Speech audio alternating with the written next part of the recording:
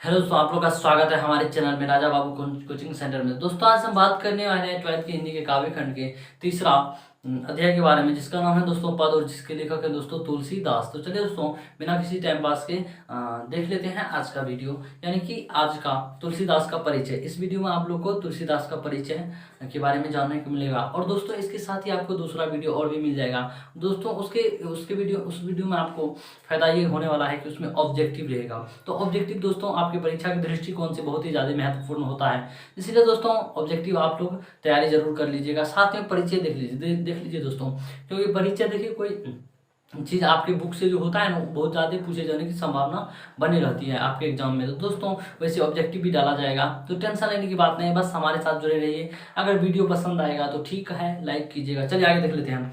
चलिए दोस्तों देख लेते हैं तुलसीदास का जन्म दोस्तों 1543 ईस्वी में हुआ था। दोस्तों तुलसीदास जी जो थे हमारे पद के लेखक। दोस्तों इसका जन्म जो हुआ था 1543 ईस्वी को हुआ था, यानी कि तुलसीदास जी जो हैं हमारी धरती पर 1543 ईस्वी में पधारे थे, यानी कि पवित्र भूमि पर जन्म हुआ था। चलिए उसमें आगे देख लेते हैं। निधन यानी कि कब हमारी पृथ्वी पर से चल बसे थे हमारे तुलसीदास जी। तो उस ईस्वी का नाम था दोस्तों 1623 ईस्वी। याद रखिएगा 1627 ईस्वी में तुलसीदास का निधन हो गया था।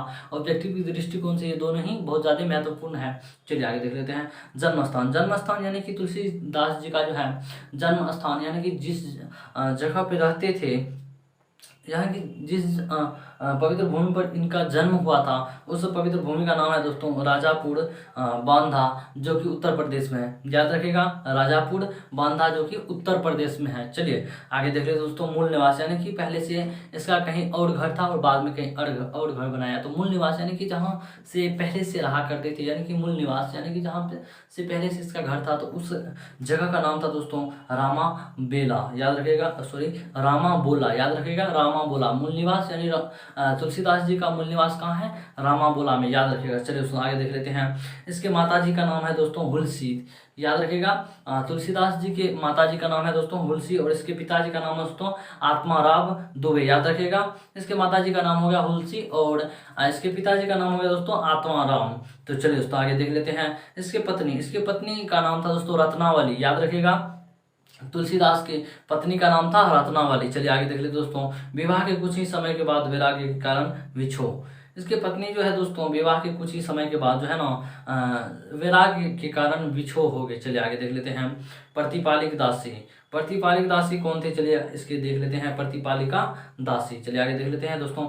चुनौतियों जिसने जन्म के बाद परिवार द्वारा परित्यक्त होने पर पालन पोषण किया। देखिए दोस्तों इसके जो है परिवार द्वारा परिपक्व होने के बाद जो है इसको जो है ना पालन पोषण किया था प्रतिपालिका दासी ने। चलिए आगे देख लेते दोस्तों। दीक्षा गुरु। इसके दीक्षा गुरु कौन है? चलिए देख लेते हैं। नरहरि दास शुकर खेद के वासी गुरु के विधा आरंभ कराया। देखिए इसके दीक्षा गुरु का नाम है दोस्तों नरहरि दास शुकर खेद के वासी गुरु ने विधा आरंभ करवाया था, यानी कि विद्या जो है मतलब विद्या ग्रहण करना इन्होंने ही आरंभ करवाया था। दीक्षा गुरु का नाम हो गया दोस्तों नरहरि दास। चलिए आगे याद रखिएगा। चलिए दोस्तों देख लेते हैं इसके शिक्षा गुरु कौन है। याद रखिएगा। चलिए आगे देख लेते हैं। शिक्षा गुरु इसके था शेष सनातन। याद रखिएगा शेष सनातन और काशी के विद्वान थे ये। चलिए आगे देख लेते दोस्तों। इसकी शिक्षा कहाँ से प्रारंभ हुए थे चलिए जान लेते हैं दोस्तों।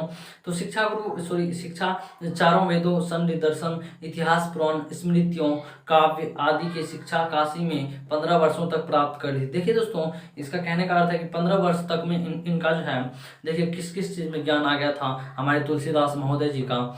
चारों वेद षट दर्शन इतिहास पुराण स्मृतियों काव्य आदि में, मतलब दोस्तों इस सब में जो था मतलब ये सब में 15 वर्ष तक की उम्र में इनको ज्ञान आ गया था ये सब चीज का। चलिए आगे देख लेते हैं। निर्णायक घटना देख लेते हैं। इसके कुछ निर्णायक घटना।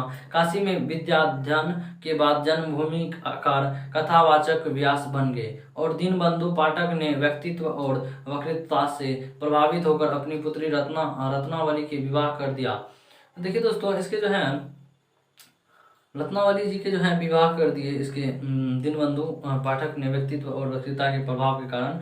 देखिए इसके जो पिताजी थे शादी कर दिए किस चीज़ के कारण? दीनबंधु पाठक के व्यक्तित्व और वक्तृता के कारण। याद रखिएगा। चलिए आगे देख लेते हैं दोस्तों। पत्नी से प्रगाढ़ प्रेम और आसक्ति के कारण फटकारे जाने पर विरक्त हो गए और गृहस्थ जीवन एवं घर का परित्याग कर दिया। देखिए, इसके जो पत्नी के प्रगाढ़ और प्रेम और आसक्ति के कारण फटकारे जाने, इसके जो मतलब फटकारे जाने का अर्थ हुआ दोस्तों, उसे किसी बात पे गुस्सा आ गया था और उसको डांट दिए, उसी कारण दोस्तों ये अपना घर छोड़ दिया और गृहस्थ जीवन एक परित्याग के कर दिया। अपना गृहस्थ जीवन यानी कि गांव घर छोड़कर चले गए। अपना गृहस्थ अपना घर खेत खलिहान वगैरह सब चीज़ छोड़ छाड़ के चले गए एक अजब ही दुनिया में। तो देखिए आज किसका नाम है, इसलिए आपको भी इच्छा जा सकते हैं, कोई दिक्कत की बात नहीं है, लेकिन जाना नहीं है, कहीं भी पढ़ना है। पहले चलिए आगे देख लेते हैं। अस्थाई निवास यानी कि इसके अस्थाई निवास कहाँ थे, चलिए जान लेते हैं। काशी में थे, याद रखिएगा। तुलसीदास जी के अस्थाई निवास काशी में थे, याद रखिएगा दोस्तों, क्योंकि आपके एग्जाम में पूछे जाने की संभावना रहती है। बिहार बोर्ड है, कहीं से भी पूछ सकते हैं, तो याद रखने की कोशिश कीजिएगा। अस्थाई निवास है काशी में। चलिए आगे देख लेते हैं दोस्तों। तीर्थ यात्राएं हमारे देख लेते हैं। तुलसीदास महोदय जी का तीर्थ यात्राएं शुकर खेत, अवध, चित्रकूट, प्रयाग, मथुरा, वृंदावन, कुरुक्षेत्र, हरिद्वार, बद्रीनाथ, नैमिषारण्य, मिथिला और जगन्नाथपुरी, रामेश्वरी आदि प्रमुख तीर्थ यात्राओं पर समय समय पर काशी वास करते हुए संपन्न की। इन सब पे इन्होंने तीर्थ यात्राएं अपना संपन्न कर ली। यहाँ सब जाकर याद रखेगा, याद रखने की कोई ज़रूरत नहीं है ये सब, लेकिन फिर भी याद रखेगा कहाँ कहाँ गए थे। तो कोई दिक्कत की बात नहीं है, आपके दिमाग अगर कैच करता है तो ठीक है, नहीं करता है तो भी ठीक है, कोई दिक्कत की बात नहीं है। चलिए इसके मित्र और स्नेही के नाम जान लेते हैं, क्योंकि देखिए दोस्तों मित्र और स्नेही का नाम इसका जाना बहुत ज़रूरी है, आपका जाना कोई ज़रूरत नहीं है मुझे, लेकिन फिर भी बता दीजिएगा कमेंट में, लेकिन थूकना नहीं है कमेंट में, याद रखिएगा, क्योंकि आपकी पढ़ाई से रिलेटेड काम हो रहा है। आपको नहीं समझ में आता है, देखिए परिचय उतना ज़्यादा समझ में किसी को नहीं आता है, याद रखिएगा। परिचय देखिए, परिचय में मेन होता है कि इसका घर कहाँ है, निधन कब हुआ, ये सब आपका मेन जो भी मेन होता है वो मैं करवा देता हूँ, ताकि आपको दिक्कत कोई ना हो, क्योंकि वैसे पढ़ के सुना देता हूँ, क्योंकि आप ही की तरह मैं भी एक अभी स्टूडेंट हूँ। तो चलिए कोई दिक्कत की बात नहीं है, पढ़ लेते अपना मित्र और स्नेही के नाम। अब्दुल रहीम खाना महाराजा मानसिंह नवादास दार्शनिक मधुसूदन सरस्वती टोड अम्मल आदि। चलिए मित्रों और स्नेही के नाम जान लिए। अब देख लेते हैं इसकी कृतियाँ। चलिए कृतियाँ देख लेते हैं। रामलला, नछू, वैराग्य संपत्ति और विराम, रामायण, पार्वती मंगल, जानकी मंगल, रामा ज्ञान प्रसन्न, देहावली, कवितावली, गीतावली, श्री कृष्ण गीतावली, रामचरित्र मानस, विनय पत्रिका। इसके अतिरिक्त 44 छंदों के हनुमान बाहुक रचना की कविताओं का ही अंग माना जाता है और उसे स्वतंत्र करने में कुल 13 छोटी बड़ी कृतियां होती है, और इनके अतिरिक्त कुछ अन्य कृतियां भी बताई जाती हैं। कुल 12 या 13 कृतियां में परमाखिलित और संगीत है। चलिए ये सब तो हो गया। चलिए कृतियां पूछे तो जाते हैं कभी कभार, तो ये पढ़ दिए, आपको दिमाग में रह गया तो ठीक है, नहीं दिमाग में रहा तो भी ठीक है, कोई दिक्कत की बात नहीं है। चलिए आगे देख लेते हैं। मानस और रचना के समय। चलिए देख लेते हैं मानस और रचना के समय। रचना आरंभ तिथि संख्या है दोस्तों 1631 और इसके ईस्वी का नाम है दोस्तों 1574। चलिए देख लेते हैं। चैत्र शुक्ल नवमी मंगलवार राज जन्म की तिथि पर अयोध्या में कवि की 31 वर्ष की अवस्था में रचना 1633 और 1576 ईस्वी में किया गया था, और अगहन शुक्ल पंचमी राम सीता विवाह की तिथि को कुल 2 वर्ष 7वां और 26 दिन में पूर्ण हुई। चलिए ये सब तो देखिए, एक क्वेश्चन यहाँ से निकल के आया। अगहन शुक्ल पंचमी राम सीता विवाह की तिथि जो है दोस्तों कुल 2 वर्ष और 7 महीना 26 दिन में पूरा हुआ था, याद रखने की कोशिश कीजिएगा। चलिए व्यक्तित्व जान लेते हैं हमारे तुलसीदास जी की व्यक्तित्व कैसे थे। चलिए देख लेते हैं। विनम्र मृदुभाषी, गंभीर और शांत स्वभाव के, गौरवपूर्ण के सुदर्शन व्यक्ति थे, और जिनके वक्ष स्थल पर तुलसी की बड़ी बड़ी गुड़ियों वाली माला रहती थी। वे कोपिन पहनते थे और राम शब्द का पद का उच्चारण होते ही रोमांचित हो उठते थे। अपना प्रसिद्ध पद भारत भाई ठोडे के जारी अनुराग भरे प्रसाद स्वर में गदगद कंठ से गाया करते थे। चलिए आगे देख लेते दोस्तों। गोस्वामी तुलसीदास हिंदी के शीर्षस्थ जातीय महाकवि है और सर्वभौमी कवि काव्य प्रतिभा से संपन्न महाकवि पर। चलिए आगे देख लेते हैं मेरे प्यारे दोस्तों। तो आगे हैं आपको दूसरा अब इसी के। चलिए, और इनके काव्य पर हिंदी भाषा, साहित्य और समाज का गर्व है। हिंदी समाज और संस्कृति पर इनकी छाप गहरी और अमिट है। और गोस्वामी तुलसीदास हिंदी के मध्यकालीन भक्ति काव्य की सगुन भक्ति धारा की राम भक्ति शाखा में प्रधान कवि हैं और उनका महाकाव्य रामचरितमानस हिंदी की श्रेष्ठतम प्रबंधात्मक कृति है, जिसमें कि संपूर्ण परंपरा, युग, जीवन, समाज एवं संस्कृति की समन्वित संश्लिष्ट अभिव्यक्ति हुई है। और राम कथा को लेकर लिखे गए काव्यों में आदि कवि वाल्मीकि की रामायण के बाद रामचरितमानस ही सर्वाधिक सफल और लोकप्रिय एवं उत्कृष्ट कृति है। और शायद इसलिए आज रामायण कहने पर मानस का बोध होता है और गोस्वामी जी का वाल्मीकि का अवतार कहा जाता है। चलिए आगे देख लेते हैं। कलिकुटजी निस्तार ही वाल्मीकि तुलसी भयो। चलिए आगे देख लेते हैं दोस्तों। गोस्वामी जी का जीवन अत्यंत यातना और संघर्ष में गुजरा है और बचपन से ही अनाथ होकर भिक्षाटन करते हुए वे साधुओं की मंडली से जा लगे और उनके साथ देशाघटन करते रहे।